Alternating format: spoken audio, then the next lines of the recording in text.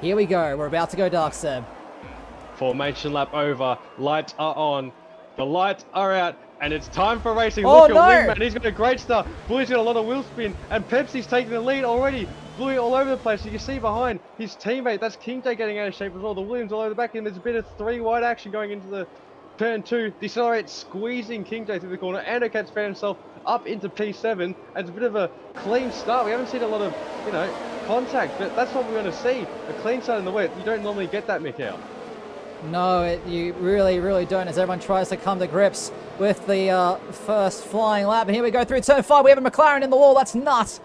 Clapping the outside wall at the exit of turn 4 with the Mercedes driver as we have a yellow flag ahead. That is Andocat.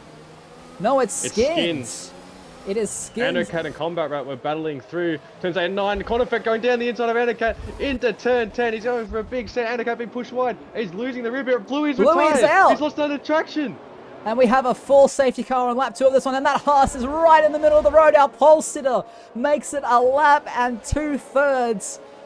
But here we go. We are racing once again. Pepsi has called it. And it looks like he has caught the rest of the grid absolutely napping. 1.2 seconds already between Wingman and Decelerate, and 8 tenths between the Ferrari and the Red Bull set. But it's green flag racing now as we are about to start lap 5 of 35 here in Canada. And let's see how all these drivers deal with the track on cold tyres. Cold ties indeed. Meek has got a great run on Psycho, Mikhail. He's looking around the outside in turn 1. He'll back out. He thinks better of it, but he's blocking the brakes into turn 1. Nearly ran to the back of him. He's just trying to get that move done. He's showing like he has some pace on him, but you have to be supremely fast to get around someone in the wet. Yeah, we're trying to force the driver in front into a mistake. And the mistake is just what Meek has done. He's locked the inside front yet again, and that has lost him a significant amount of time to the AlphaTauri ahead of him. Yellow fuel light flashing. Has Pepsi hit the wall? Pepsi is in. He has to have. I don't see anything. That is a very early stop. It's for the green striped intermediate tires, Seb. Our race leader and both Ferraris. Both Ferraris got a double stack for intermediate tires. This is absolutely insane. If they get this call right, this is going to be massive.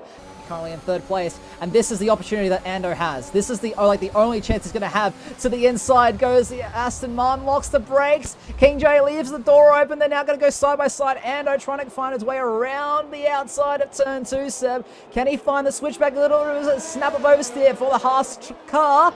And there he goes. He makes the move, and that is crucial in the context of his race as Keeper goes very deep into turn 3.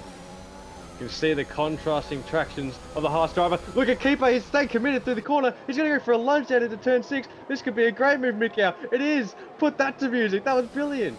Oh, unless he's disconnected, which he has. He's keeping his... Oh, here we go.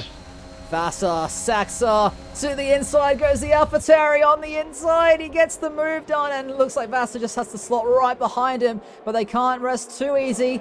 Is that Alfa Romeo? Here comes Mika as well. 1/10, half a tenth. He's down to 16% battery serve inside for turn 1. Does he make it past? I think he has. Vasa keeping it there on the inside, but we've seen how much grip there is on that outside line, and he's just going to... Oh, actually... Vassa's fighting back, Seb. We have a side-by-side action into turn 3, and that's going to open up the door for Psycho as well. But he has to check up. Now, Spicer outside of 5, on the grass. He gets it done.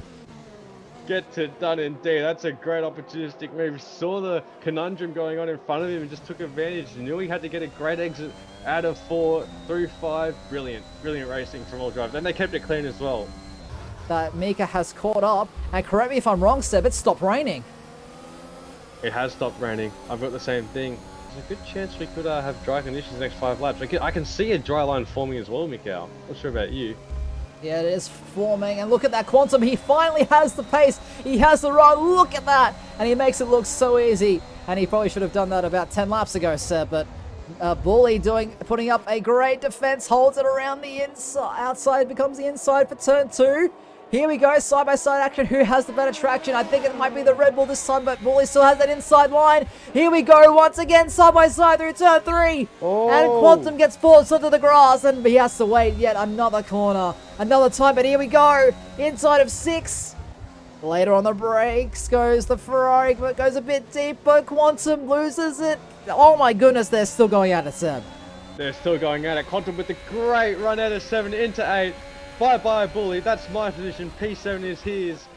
We've seen how well these drivers can do in the rain. How well can they now do in the dry on fresh, soft compound tires?